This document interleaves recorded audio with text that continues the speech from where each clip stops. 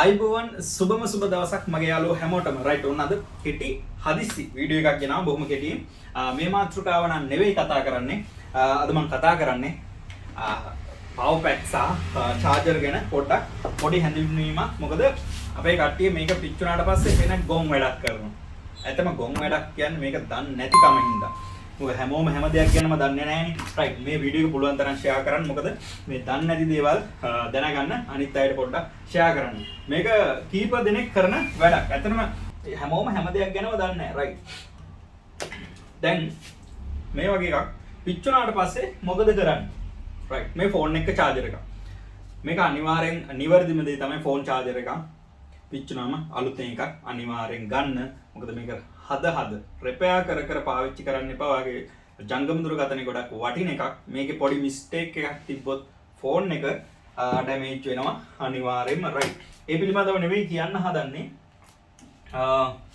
අපි මේ power pack සම්බන්ධව මම වෙනම වීඩියෝ එකක් දාලා තියෙනවා මගේ channel එකේ ගියොත් ඔයාලට හොයාගන්න පුළුවන් ඒ වීඩියෝස් බලන්න හරියට පවර් පැක් සම්බන්ධව රයිට් අපි හිතමු මේ වගේ උපකරණයක් තියෙනවා කියලා රයිට් අපි හිතමු ගෙදර මේ තමයි අපේ ප්ලග් පොයින්ට් එක ස්විච් එකත් එක්ක රයිට් අපේ මේ උපකරණය කෙලින්ම අපිට සම්බන්ධ කරන්න බෑ විදුලියට අපේ මේ AC ප්‍රධාන විදුලියට 230 රයිට් AC වෝල්ට් මම මේ සම්බන්ධව දීර්ඝ වශයෙන් මගේ පරණ පාඩම් වල කතා කරලා තියෙනවා රයිට් වැඩි වෙලාවක් ගන්න නැහැ. ඒතකොට මේක උපකරණය විදුලියට සම්බන්ධ කරන්න එක්කෝ මේ පවර් පැක් එකක් අපිට භාවිතා කරන්න වෙනවා. මේ විදිහට වයර් එකකින් අපි මේ මං ඉස්සලා මේ පෙන්නනවා වගේ මෙන්න මේකක්. එතකොට මේකේ ජැක් එක අපේ උපකරණයට ගහලා මේක මේ විදිහට ප්ලග් එකට ගහලා තමයි පාවිච්චි කරන්නේ. එතකොට මෙයාට අවශ්‍ය වෝල්ටේජ් එක තමයි අපි මේ පවර් පැක් එක හරහා ලබා දෙන්නේ. රයිට් මම පවර් පැක් එකකුත් අඳින්නම්.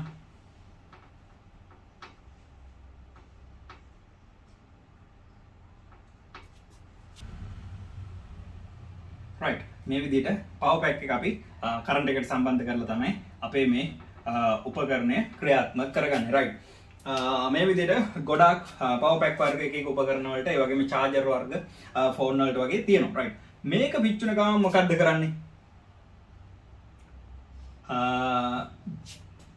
අපි ගමු 100 දෙනෙක් රයිට් ඔක්කොම 100ක් ඉන්නවා කියලා මෙන්න මේකෙන් 50ක් හිතනවා රයිට් මේකක් අලුතෙන් ගත්තා නම් හොඳයි කියලා රයිට් ඊට පස්සේ මෙතන ඉතුරු 50 හිතනවා මොකද්ද මෙතනින් තව 50ක් හිතනවා මේක ප්‍රෙපෙයාර් කරලා පාවිච්චි කරන්න පුළුවන් වෙයි හරි මොකක් හරි මේ අලුතෙන් ගන්න අදහස අයින් කරනවා රයිට් ඔන්න දැන් අපි හිතමු දැන් 100න් මුළු පිරිස දැන් ඔන්න 50ක් ඉන්නවා ප්‍රෙපෙයාර් කරලා හරි මොකක් හරි කරලා පාවිච්චි කරන පිරිස රයිට් මේ 50 හැමෝම නෙවෙයි මං කියන්නේ නැහැ දැන් 100ක් ගත්තොත් 50ක් හිටියා මේක අලුතෙන් යොමු. ඊට පස්සේ අනිත් 50 මේක රිපෙයාර් කරලා හරි මොකක් හරි කරමු. ඊට පස්සේ මේකෙත් 25ක් විතර මුලින්ම 100 මේකෙන් 25ක් විතර හිතනවා. මේක අර ගොම් වැඩි මං කියපු ගොම් වැඩි මොකද්ද? මේක දැන් වැඩ කරන්නේ නැහැ නේ පිච්චිලානේ. මෙතනින් වයර් එක කපලා මේ වයර් එක කෙලින්ම මේකට ගහන්න පුළුවන් කියලා. කොහොමද ගොම් වැඩි? තේරෙන අයට නම් තේරෙනවා. හැබැයි මේක අනිවාර්යෙන් මේ වීඩියෝ එක ෂෙයා කරන්න. නොදන්න පිරිස් ගොඩාක් ඉන්නේ. ඉතින් ඒ කට්ටියට දැනගන්න නැත්නම් අපරාධ මේ වටිනා උපකරණ මේක ආරක්ෂා කරවන්න මට සෑහෙන්න එනවා. මම ඒ හින්දාමයි මේ වීඩියෝ එක මේ විදිහට කරන්න ගත්තේ. රයිට්. එතකොට මේ 25 ඉන්නවා. මේ 25න් හිතනවා මේ 125ක්. හිතන්නේ මේක කපලා කෙලින්ම ගහන්න පුළුවන් කියලා. හැබැයි ගහන්නේ නැහැ. 25 දෙනාම ගහන්නේ නැහැ. මේක හිතනවා විතර. රයිට්. මෙන්න මේ 25 එනොත් 5 දෙනෙක් විතර රයිට් 20ක් මේ වැඩේ කරන්නේ නැහැ හිතුවට හැබැයි මෙන්න මේ මොඩියෝ 5 දෙනා. ඇතර මොඩියෝ නෙමෙයි. මේක නොදැනුවත්කම. මම මේ කරන්නේ අන්නේ දැනුවත් කිරීම. මෙන්න මේ 5 දෙනා මොකද කරන්නේ? මෙන්න මේ 5 දෙනා වයර් එක කැපුවා ගැහුවා ප්ලග් එකට. වෙන දේ හිතා ගන්න පුළුවන්. දන්නව දනිති. රයිට්? ඉවරයි. මේක සම්පූර්ණ පිච්චිලා යනවා. මෙහෙම කරන්න බෑ.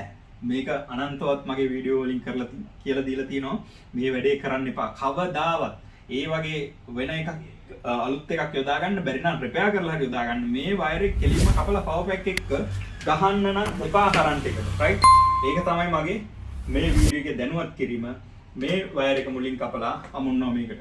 මට සෑහෙන්න එනවා. 100ක් ගත්තොත් 5 දෙනෙක් මේ වැඩේ අනිවාර්යෙන් කරනවා. right? ඒ ඇයි දැනුවත් කමක් නැති බව හින්දා. ඉතින් මගේ මෙහෙම වෙන්නේ මේ power pack එකේ මොකද්ද වෙන්නේ කියලා සහ ඒ පිළිබඳව මගේ වීඩියෝස් වල මුලම අපේ පළවෙනි වීඩියෝස් වල දිනවා මේ මුල් වීඩියෝ සීරීස් එකම බලාගෙන ආවම ඔයාලට හොයාගන්න පුළුවන් power supply power pack ගැන ඒව ගැන වීඩියෝස් මම දාලා තිනවා right.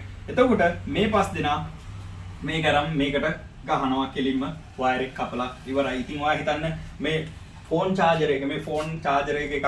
ඉතින් මේ charger එකේ වයර් එක මේ ෆෝන් එක කියලා හිතන්න charger එකේ charger එක පිච්චුණාට පස්සේ charger එකේ වයර් එක කපලා කෙලින්ම plug එකට ගහන අය ඉන්නවා. සමහරුන්ට hina යනවා ඉතින් මේ වීඩියෝ එක කියන්නේ. ඇත්තටම එහෙම කරන අය ඕන තරම් ඉන්නවා right. 100ක් ගත්තොත් 5 දෙනෙක් එහෙම කරන අය ඉන්නවා. ඉතින් ඒ කට්ටිය දැනුවත් කරන්න අපරාධ මේ වගේ ජංගම දුරකථනයේ.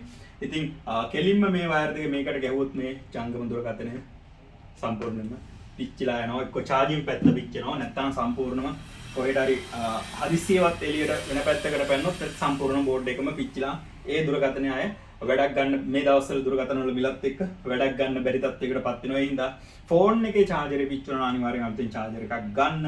කවදාවත් වයර් එක කපලා ඩිරෙක්ට් ගහන්න එපා. කරන්ට් එකට එහෙම දෙන්න බෑ.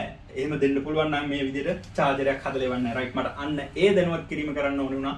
මොකද 100 දෙනෙක් ගත්තොත් 5 දෙනෙක් ඔය වැඩේ කරනවා right. මම බලාපොරොත්තු වෙනවා මේ 5 දෙනාගෙන් මේ වීඩියෝ එක බලලා එක්කෙනෙක් හරි ඔය වැඩේ නොකර ඒ වටිනා උපකරණ බේරගයි කියලා මේ වීඩියෝ එකකින් thank you හැමෝටම බලන්න මේක share කරන්න ලොකු උදව්වක් සමාජයට කරන්න. මොකද අනිවාර්යෙන් 100කට 5ක් ඉන්නවා මේ ගොන් වැඩේ නොදන්න කම හින්දා කරන right. එහෙනම් බොහොම ස්තුතියි. සුබම සුබ දවසක්.